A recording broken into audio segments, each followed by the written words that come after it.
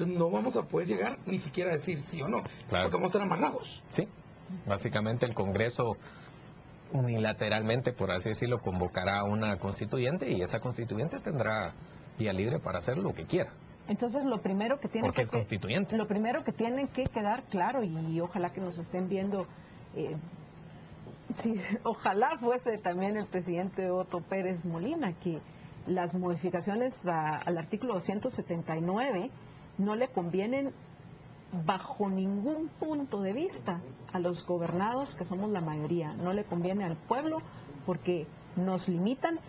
¿Y qué cosa? Sin necesidad de convocar una Asamblea Nacional Constituyente ahorita, están afectando nuestros derechos individuales, porque es derecho suyo decidir cuáles son las normas dentro de las cuales usted va a vivir. Pero no nos quedamos solo en este artículo. Yo quiero que también abordemos los cambios que proponen al artículo 100, vamos a ver, al artículo 182, que habla de las funciones del presidente de la República. Les voy a leer primero cómo está actualmente para que veamos la diferencia. Dice: el presidente de la República es el jefe del Estado de Guatemala y ejerce las funciones del organismo ejecutivo, y este es el punto clave, por mandato del pueblo, lo que especifica que el presidente es el mandatario y nosotros, los ciudadanos, somos los mandantes. ¿Qué quiere decir eso? Que nosotros mandamos y el presidente nos obedece. En buen chapín, es el primer mandadero de los chapines, aunque no le guste al presidente Otto Pérez Molina que se le diga mandatario, ahora que ya sabe lo que significa. ¿Cuál es la propuesta de ellos? ¿Cómo pretenden modificarla? Dice: organismo ejecutivo. El presidente de la República es el jefe de Estado de Guatemala y jefe del organismo ejecutivo. Y en ningún lado, les puedo leer completa la modificación, en ningún momento se vuelve a hablar de que ese mandato lo recibe del pueblo de Guatemala. Sí, nuevamente el tema de la limitación al ciudadano, porque la limitación al ciudadano está en el artículo anterior que veíamos. ¿Seguiremos siendo ciudadanos bajo este contexto? Hay otros artículos que afectan la libertad y el poder ciudadano, y si nosotros designamos en una constitución a alguien jefe de Estado y no mandatario que deviene de la soberanía del pueblo, ya estamos cambiando la estructura de Eso es lo que se están volando ahí. De lo que es una reforma de fondo, en que nosotros los guatemaltecos tenemos un mandatario que por la soberanía del pueblo pues tiene la jefatura del organismo ejecutivo, pero no tenemos un jefe de Estado. O sea, un jefe de Estado es para unas estructuras que no necesariamente son de un gobierno pues republicano como el que tenemos. Pero Chávez se declaró jefe de Estado, ¿verdad? Así es. De hecho, una de las primeras acciones de Chávez fue declararse Hugo Chávez, Venezuela, declararse jefe de Estado, hacer estos cambios. La frase otra vez que es importante que señala Marta Granda es por mandato del pueblo. Ese por mandato del pueblo se lo volaron, se lo vuelan así. En la propuesta se lo vuelan. Primero se limita al ciudadano, se apacha al ciudadano y se hace crecer las facultades del, no sé cómo, jefe de Estado se llamaría ahí. Yo, digamos, quiero comentar una reforma también delicada, y es que dentro de la propuesta se establece que la Corte Suprema de Justicia es la que designe a los magistrados de la Corte de Constitucionalidad y a los magistrados del Tribunal Supremo Electoral.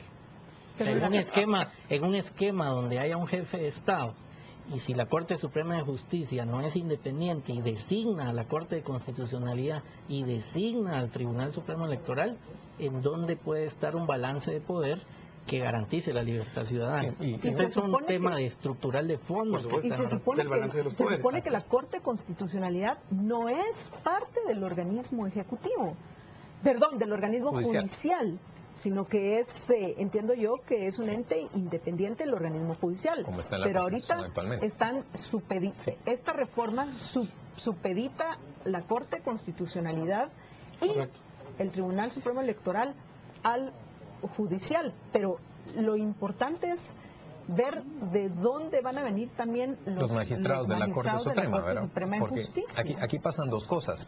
Se crean, digamos, mucho se ha criticado la manera en que se manejan las comisiones de postulación y todos los defectos que todos conocemos que tienen.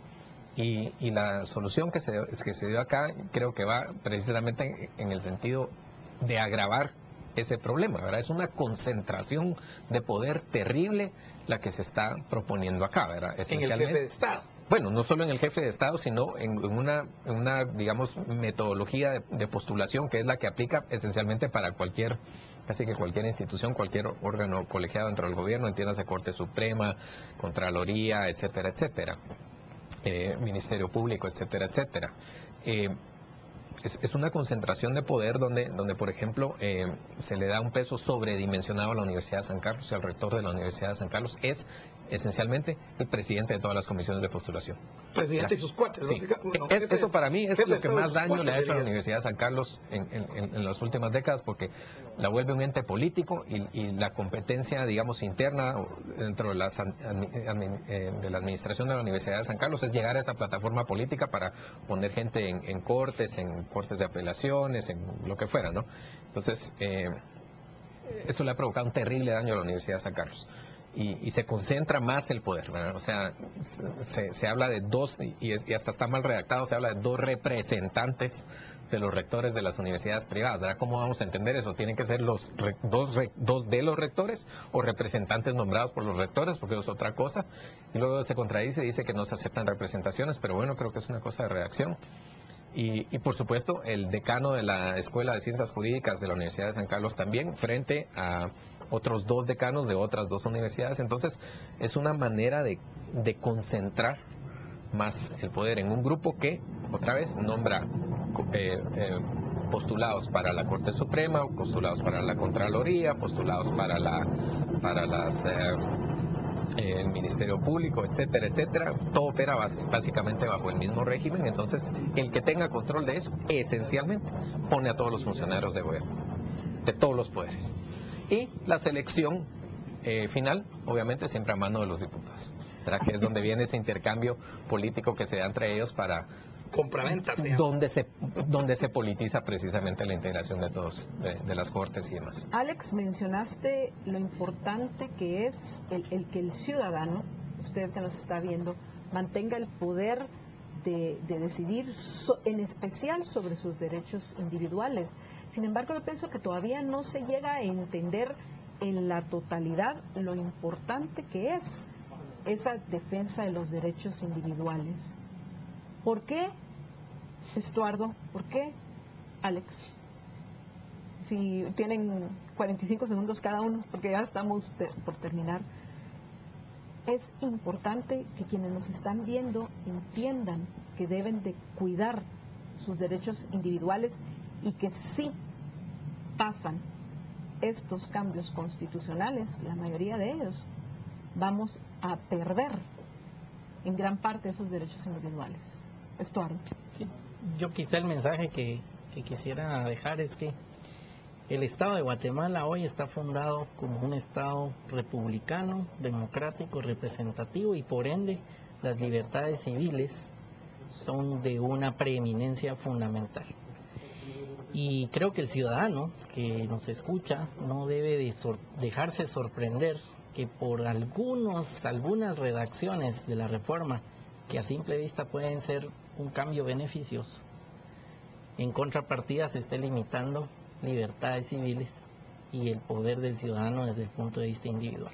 La reforma, a mi criterio, perjudica esas libertades civiles, ese poder ciudadano, y no es una reforma que nos deje mejor, empeora. Preferiría que sea la Constitución que tenemos y que bajo esa Constitución se respeten los derechos civiles y no que se limiten con este paquete de propuesta constitucional. Entonces sería un mensaje que yo quisiera dejar sobre la mesa, porque sí encuentro que está esa limitante muy peligrosa. Alex. Sí, es que lamentablemente en esta propuesta hay algunas ideas, digamos, que uno las puede asociar con cambios en el sentido deseado, pero realmente lo que sustancialmente hemos venido pidiendo, que es la despolitización de las instituciones, que es, digamos, por ejemplo, mejoría de la representatividad, por ejemplo, en la elección del Congreso, eso no se está tocando para nada.